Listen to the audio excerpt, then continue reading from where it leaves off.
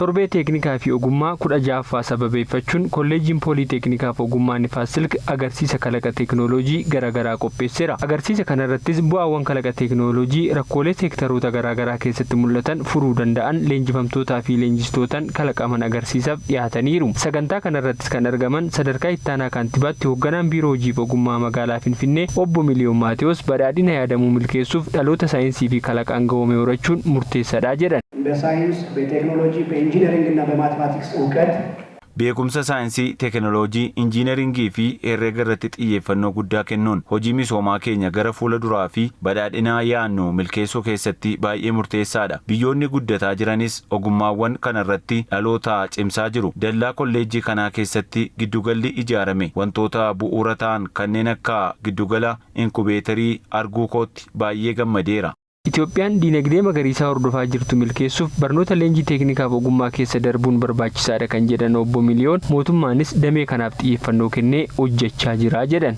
ዘመኑን በደንብ መረዳት ያስፈልጋል። 21ኛው ክፍለ ዘመን የወጣቶች የናንተ ክፍለ ዘመን ነው። Baricha sirriitti hubachuun barbaachisaadha. Jaarraa 21ffaan jaarraa dargaggootaa waan ta'eef jaarraa keessaniidha. Diinagdee magariisaa amma addunyaan hordoftus milkeessuu kan dandeenyu yoo kolleejjota barnoota leenjii teeknikaa fi ogummaa akka kanaa keessa darbuu dandeenyeedha. Beekumsi asii argamu ogummaatti jijjiirama. Ogummaan ammoo diinagdeetti jijjiirama. Kunis rakkoo furaa jechuudha. Kanaaf mootummaanis damee diinagdee biyyaa utubu kanaaf xiyyeeffannoo kennee hojjechaa jira.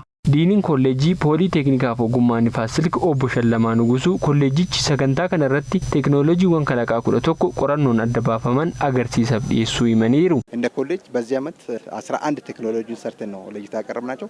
akka kolleejjii keenyaatti bara kana teekinooloojiiwwan 11 kalaqnee agarsiisaaf dhiyeessineerra. Teekinooloojiiwwan kunneenis rakkoowwan naannoo keenya jiran hiikuu kan danda'anidha. Fakkeenyaaf maashina nyaata loonii qopheessu, maashina oomisha sassaabuuf oolan, maashina biddeena tolchuu fi kan kana fakkaatan akkasumas sooftiweeriiwwan garaagaraa lama kenna tajaajilaa waraqaarraa bilisa ta'an kennuu dandeessisanii fi sirna geejibaa keessatti hojiirra oolan kalaqamaniiru. Kunneenis qorannoodhaan adda baafamanii kalaqamanii fi ammuma intarpiraayizoonni fudhatanii baay'isuu kan danda'anidha.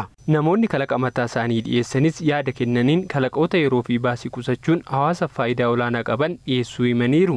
አሁን የቀረብነው ኢንቲግሬትድ አግሪካልቸራል ማሽን kan qabannee dhiyaanne kun maashina qonnaa tajaajila hedduu kennuudha. Tokkoffaa kan lafa qotu qaba, lammaffaa kan bishaan baasu paampii qaba, sadaffaa yeroo midhaan ga'es kan haamu ofumarraa qaba, aamees ofumaaf midhaan qulqulluu fi galabaa adda baasa. Kunis qonnaan bulaa keenyaaf boqonnaa guddaa kan kennuu fi yeroo kan qusatuufidha. Awutomaatik injeera meeking maashin ነው ይዤ ቀርደምኩት maashini buddeena ofumaan tolchuun qabadee dhiyaadde kunis ofumasaaf ofirratti diriirsee tolcha. Kumbisaanis ofumaan irraa kaafama. Nama buddeena irraa baasu tokko qofa barbaada. Yeroo tokkoon buddeena 6 tolcha. Kun warra mana nyaataa hojjetaniif baay'ee barbaachisaadha. Keessattuu giddugala soorataaf yeroo gabaabaa keessatti buddeena hedduu tolcha.